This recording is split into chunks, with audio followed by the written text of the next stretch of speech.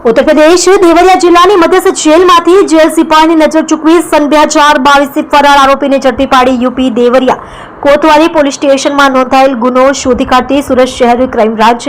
Police inspector Shri DCB police સ્ટેશનની રાહબરી હેઠળ DCB police station anti organized crime સ્ક્વોડના પોલીસ સબ ઇન્સ્પેક્ટર તેમની ટીમના માણસોની સાથે વર્કઆઉટમાં હતા।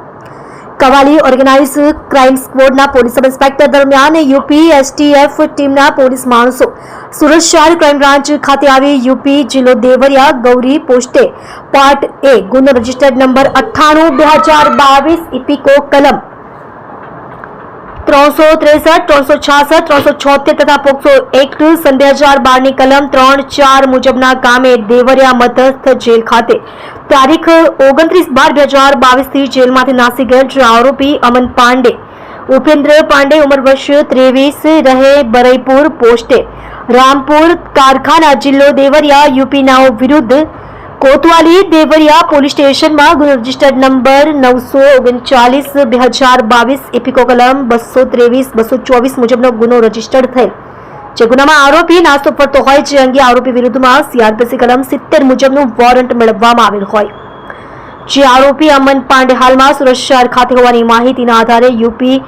એસટીએફ ટીમ તપાસમાં આવતા તેમની મદદમાં અત્રેના ડીસીબી પોલીસ સ્ટેશનના એન્ટી ઓર્ગેનાઇઝ્ડ ક્રાઇમ સ્ક્વોડના પોલીસ માણસો રહી ખાનગી બાતમીદારો થકી તથા ટેકનિકલ સોર્સના આધારે નાસ્તા ફરતા આરોપી અમન પાંડે ઉપેન્દ્ર પાંડે ઉંમર વર્ષ 23 ધંધો ડાઇનિંગ પ્રિન્ટિંગ અને સાડી ફોલ્ડિંગનો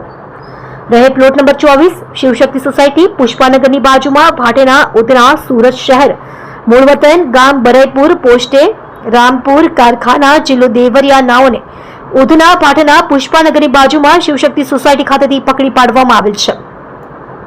મજકૂર આરોપીને પકડી પાડી એસટીએફ ટીમ વારાણસી યુપી નાઓને સોંપવા અંગેની આગળની તજવીજ હાથ ધરવામાં આવેલ છે।